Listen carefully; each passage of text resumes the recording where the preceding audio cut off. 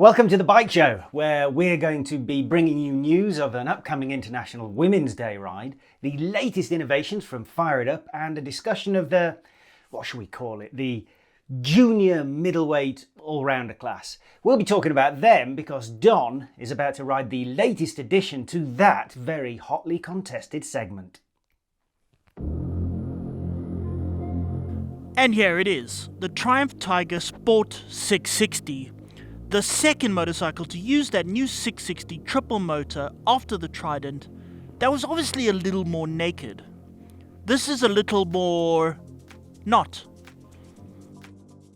So basically what they're saying is that the Tiger Sport 660 is good for the daily commute, town riding and a weekend blast. So it's kind of a commuter sport tourer, whatever that is. And well, if that's what they say it is, then let's test it out as that. And so we start with some town riding, where we wonder where the bike is. I don't know where all the bikes gone.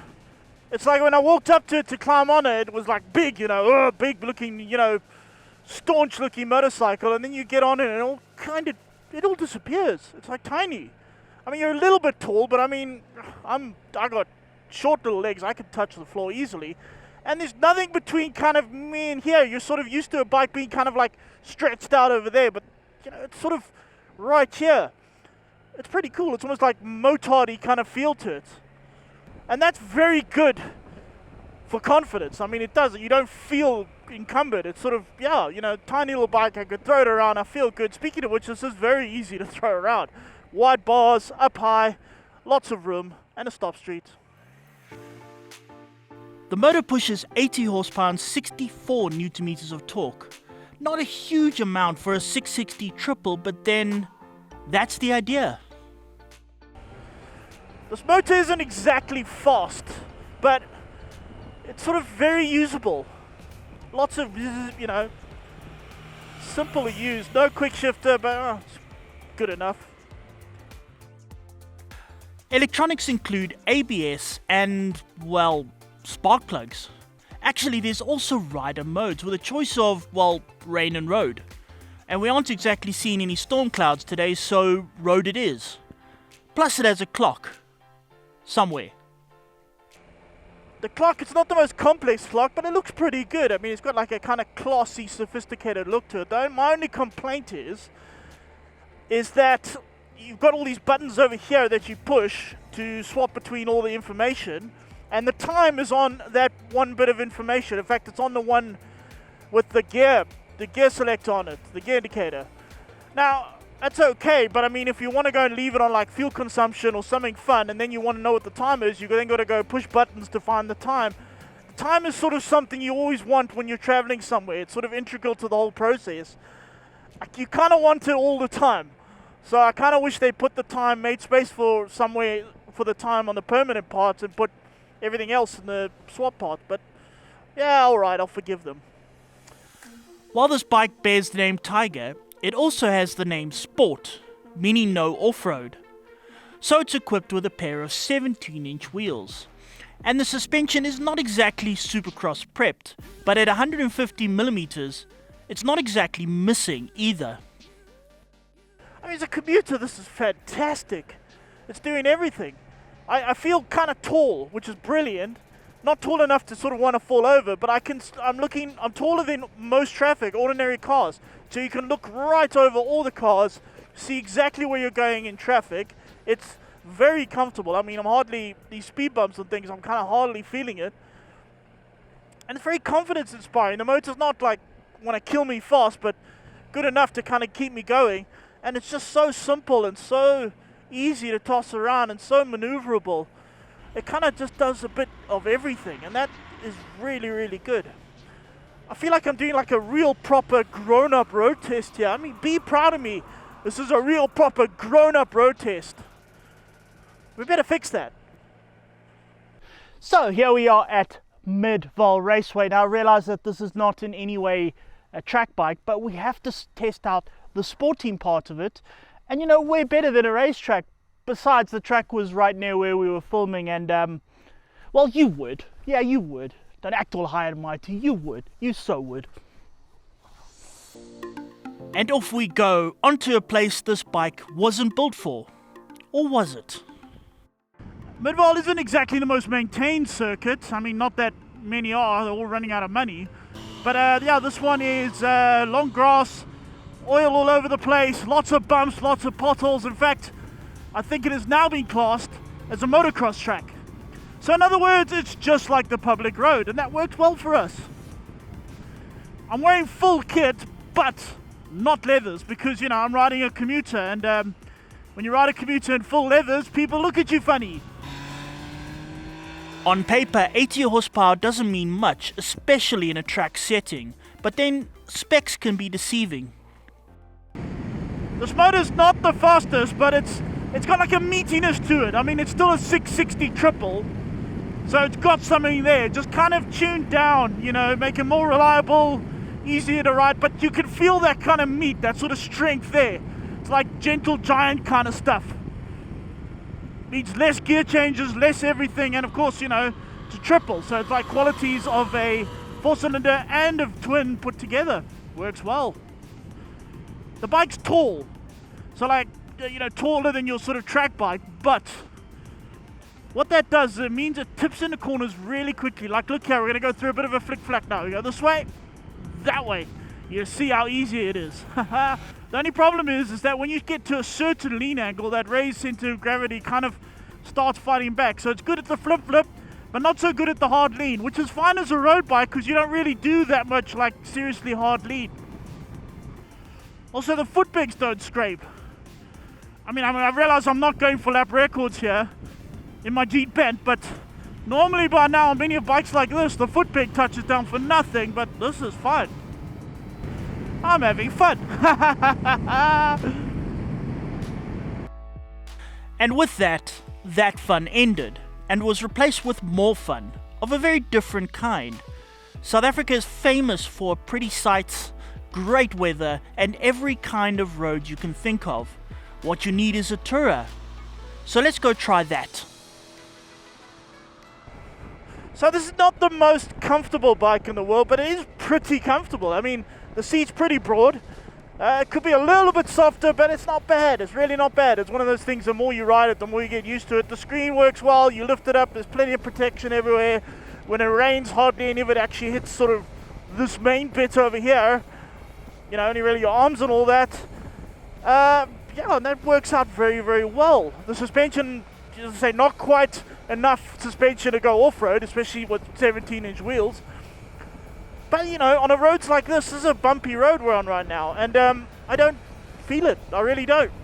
It's working really well. There's no suspension adjustments, as we said before, but if you want to take a pillion and a whole lot of passengers and a whole lot of luggage and all that kind of rubbish, there is a knob on the back shock that you can turn in to kind of give you more, but it feels good the way it is now.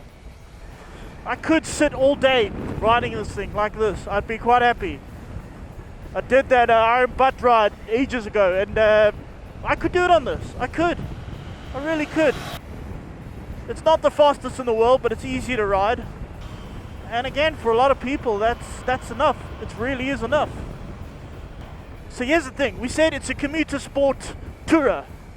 And now we've done all three. And commuting, it's fantastic. It's brilliant. It's perfect. It's everything you need in a commuter, all right there and then. Okay, we took it around a track. It's not going to break lap records, but it did it. I mean, if it could handle a track like that, it could handle a public road easily. And it's a lot of fun, very confidence-inspiring, and that's very important. More so than being able to break lap records. And then touring, I mean, here we are. Look at this. Some pretty cosmos flowers over here. Pretty beautiful sky, just the right temperature. Everything right now is perfect, and a bike that works so well, does everything extremely well. And here's the big thing. This bike costs, in standard trim, without all the crash bobbins and spotlights and all that kind of thing, 169,000 Rand. For what you're getting, I mean, compared to all the other bikes, that's hardly anything. I mean, there are way better bikes that could do all of that stuff, but they're going to cost double at least double. And that's where I find this thing so Oh, it's amazing. I don't know how Triumph keep doing it. It's beautiful, it works well, it does everything you want, and it's really well priced. I don't know what else you want. I'm amazed. I'm simply amazed. 169,000 Rand, who would have thought? Okay, before the break, Don was riding Triumph's Tiger Sport 660, a new all-rounder based on the same platform as the Trident 660, which he really rated, by the way. I got the distinct impression that Don only likes this bike, but he didn't seem overly impressed somehow. It's enough, seems to be what he was saying, and I suppose he's right in a way. You have to remember that at Joburg's mile-high altitude, around 17% of the available horsepower has simply disappeared. And our international viewers need to understand that this class of bike, although very popular in other parts of the world where they offer a lot of bike for the money and where they can easily be reduced to 47 horsepower so you can spend 2 years with them as you work through your restricted license requirements, well, that just isn't a thing in South Africa, which is, get this, a country where you can ride a 200 horsepower superbike on the road legally after taking a 5-minute multiple choice questionnaire on the rules of the road. Amazing, eh? You can ride anything with just a learner's license, which isn't irresponsible in any way. Oh no, not at all. So, consider our horsepower robbing altitude, our vast country and the huge distances involved in getting anywhere, and combine that with absolutely no licensing requirement to learn the ropes on a smaller bike, and you'll understand why very few South African bikers ever even consider this middleweight all-rounder class. More fool them, and so I'm going to speak to the enlightened motorcyclists of South Africa and our international viewers when I add a couple of my own observations based on a very enjoyable day I spent in my local city, Clermont-Ferrand, this past week. Like many cities, I suspect, this is an area where all the bike dealerships are packed quite closely together. Unlike South Africa, it's actually very easy to get an hour or so's demo ride on any model in a manufacturer's range. So I did. And in the space of one long but very entertaining afternoon, I rode the Triumph, its major competitors from Yamaha and Kawasaki, in that order as it happens. And I have plenty of experience on what Suzuki has got to offer in the class, and so overall here's what I learned. Contrary to what Don felt up in Joburg, where the thin air makes engines as wheezy as he is after 2 flights of stairs, the Triumph's 81 horsepower does not feel lacking in any way at all. It feels pretty quick for a middleweight, in fact, if you're prepared to rev it especially, and it is the best engine in the class. Simple as that. The closest competition in terms of price and finish and ability, I would say, comes from Yamaha with its Tracer 7. The latest one is very cool looking, has a gutsy parallel twin that makes 73 horsepower, which is 8 less than the Triumph, and essentially makes the same torque. It's about the same price as the Triumph too. In fact, it's a couple of £1,000 cheaper here in France, but will probably be a touch more expensive in SA should they import it there. Kawasaki has got its revamped Versys 650 to throw into the mix, but at the moment I think it's also one of those models that hasn't been imported to South Africa due to a lack of demand. But that's a shame because it has price on its side, and so it would probably retail for about 150,000 Rand or so. It's also a parallel twin, but down 4 more horsepower with a peak of 69, and also down 7 or 8% in terms of torque as well. At this point then, its engine feels nice, pleasant, but it is lacking a bit of a sporting edge compared to the Yamaha and Triumph. It also feels just a bit more plasticky, slightly less well screwed together. There's less of a premium feeling that you do get with the other two. Suzuki has the good old V-Strom 650 that seems to have been around forever. It's got the updated family looks, but it's basically the same as it was when it first launched 18 years ago. And you know what? That's no bad thing, because the engine is a peach, a genuine V-twin with very nearly the same horsepower as the Yamaha, but a better response just about everywhere. It's the dark horse of this class. Price-wise, it fits in between the Kawasaki and the Yamaha, and although dynamically it can more than hold its own, there's no getting away from the fact that it's the dowdy slightly frumpy bike of the class. The other three look stylishly modern, and the Suzuki, well, it doesn't. There is one other possible competitor in the class if, like the Suzuki, you consider what is essentially an adventure bike but with mag wheels and not the super long full adventure range of suspension travel, and that's a bike I tested a couple of weeks ago in Spain, BMW's F750 GS. Yes, it's the 750 that's actually an 850. It too has a parallel twin, but with 77 horsepower, it still can't quite match the Triumph's triple. However, it does have, at 83 Newton meters, significantly more torque. And so, in real-world riding terms, it actually feels not only more effortless, but actually quicker as well. It has more electronics, better switchgear and dash. It can go off-road if you want. It's probably a better bike, but then it costs about 50,000 rand more, so in reality it's not a fair comparison.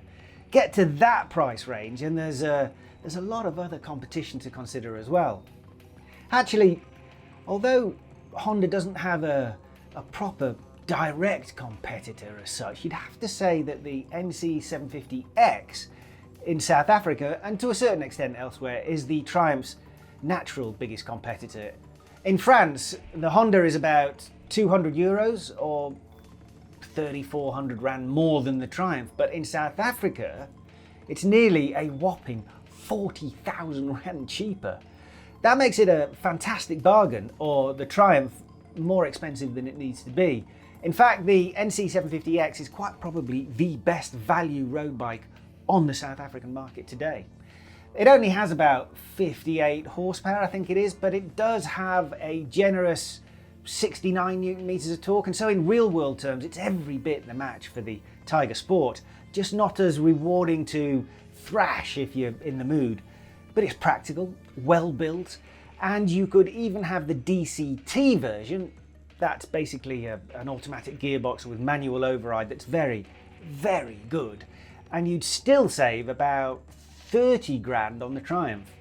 Between the two, your head would say Honda every time, but your heart might lean you towards the Triumph.